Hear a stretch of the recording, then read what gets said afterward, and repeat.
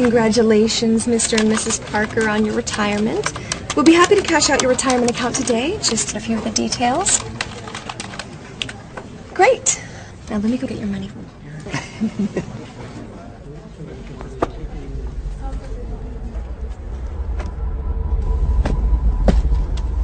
There's a little bit more. Okay, 5, 10, 15, 20. That's it. Now don't spend it all in one place.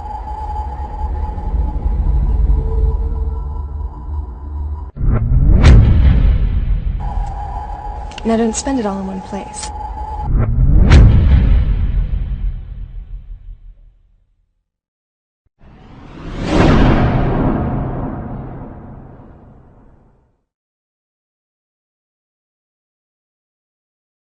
Should you save currency or money? There is a difference. You work hard to create income for your family.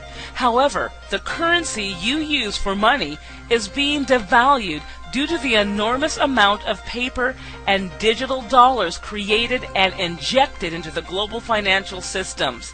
Hi, my name is Selena Brantley, CEO and founder of Wealth Creations Network. This brief report is designed to help you understand the difference between currency and real money, gold. The whole world has been turned away from real money and has been fooled into using currency, a deceitful imposter that is stealing two of the most valuable assets you have, your precious time and freedom. Well, fiat currency, of course, is a currency that exists at the dictate or by fiat from a government. You see, they have their printing presses, and the paper money rolls off the printing presses. And then they give it the fiat designation, which makes the currency official. It's just worthless paper. But when Ben Bernanke gives it the special sign, and they have the cult meeting at the Federal Open Market Committee meetings, it suddenly becomes currency. If you look at what's really going on, it's a con game. And so there's confidence. Well, the Federal Reserve is very forthright about what they're doing. If you read their websites, they'll tell you it's a confidence game. They tell you that there's no intrinsic value in their money. They'll tell you that they print it backed by absolutely nothing. They actually display all these facts. But if you tell somebody in the public that this stuff is created out of thin air, there's no backing whatsoever, it's absolutely worthless, it's about as valuable as monopoly money, they'll look at you like you're nuts. Is there an example throughout history of a fiat currency, a piece of paper that's unbacked by anything, surviving? Short answer, no. Long answer, no. And here's why. When Addison Wiggin took over at the Daily Record, when they got cranked up, Bill Warner asked him to catalog all of the fiat currencies throughout history and what happened to each of them. Addison dutifully went to work. Within a short period of time, he had gone through the alphabet. All the fiat currencies that started with the letter A were done. They all went to zero.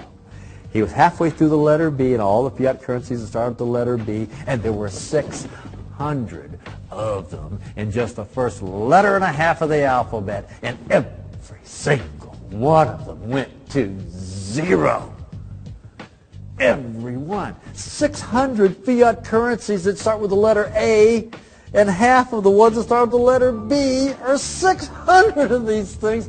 Not one ever came close. You think this one, the United States dollar, is going to be the first one after all that? I don't think so. No. No currency, fiat currency has ever survived. None.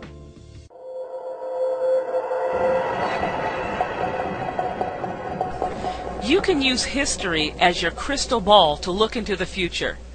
As the recent footage shared, history dictates every previous fiat currency.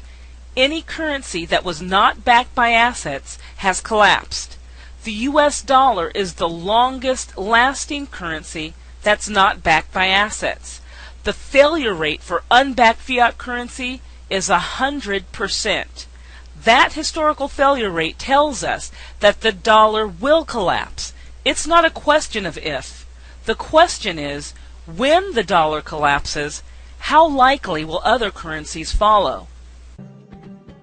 In the past several years, I've spoken in many countries about the crisis that's coming, and a lot of people think that they're going to be okay in their country, that it's only going to happen to the United States or maybe the United States in Europe.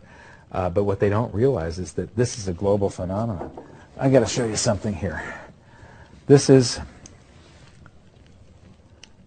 base currency in the United States. This is the number of paper dollars that exist, basically. It took 200 years to go from no dollars in existence to 825 billion.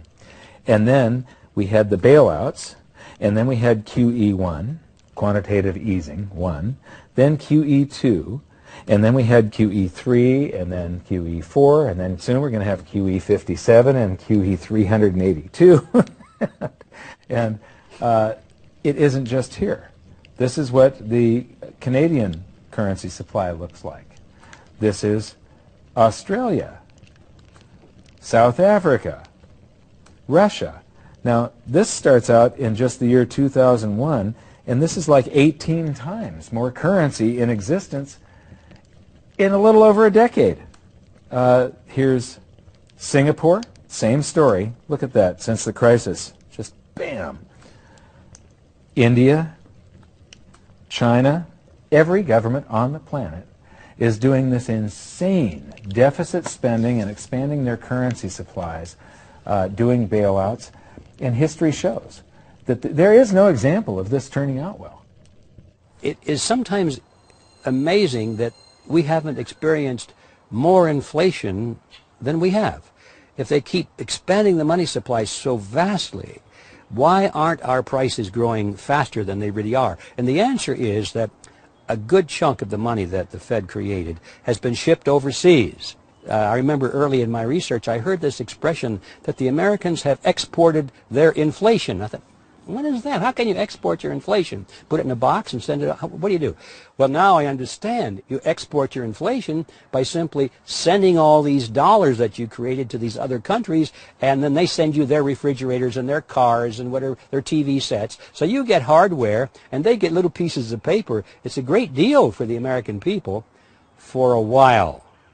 For a while. Sooner or later, all of those pigeons come home to roost. When the time comes, as it looks like it's now coming, when the rest of the world is saying, we don't want to play this game anymore, Uncle Sam's dollars are just becoming worthless, there are too many of them, we've got to find something else other than American dollars, then those dollars start to come back to America. People that we don't want them anymore, what do we do with them? Once this revs up, and we've got this little trickle of money coming back that we previously exported, once it becomes a flood, and it starts to rush back, now we are getting our former exported inflation brought back to us, and then we'll see the quantity of money inside the United States grow much more rapidly even than the Federal Reserve can create it, because we're getting a previous money back. And that's when we will really see the tanking of the U.S. dollar in terms of what it will buy. When you have a runaway inflation, it's punishing the very people who are most productive in society. In other words, the people that produce more than they consume and save the difference. The problem is that those productive people, the savers, save in their national currency. And unfortunately, the national currency is just a fiat piece of paper at this point. So when it's destroyed through runaway inflation, that $100,000 that you were hoping to retire on doesn't exist. And the things that you were going to buy with it and provide for others don't exist either. Now what are you going to do? So that all seems pretty scary. However, this is going to happen, and you can only play the hand that you're dealt. But the great news is that gold and silver always end up doing an accounting of the expansion of the currency supplies. Basically, the will of the public and the free markets. When governments do this kind of stuff to their currency supply, they debase it. Eventually it comes back in inflation. People sense the loss of their purchasing power. They rush back to gold and silver, and they bid the value of the gold and silver up in the country until it meets or exceeds the value of all the currency in circulation. This is a process that's been going on over and over again throughout history, except this time it's happening on a global scale. It has never before happened in all countries at once. And that means that this is the greatest wealth transfer in history. Therefore, It's the greatest opportunity in history, and it's not going to happen again in your lifetime. Experts like Maloney have given you an excellent reason to learn more about buying gold. But wouldn't you agree? Free gold bullion is far superior than buying it at any discount. You now can become part of a gold reserve cooperative that provides a unique system you use to acquire the new international gold money. Real inflation-proof gold money, absolutely free, week after week. To learn more, get back with the person who simply shared their short email message and introduced you to this short revealing video.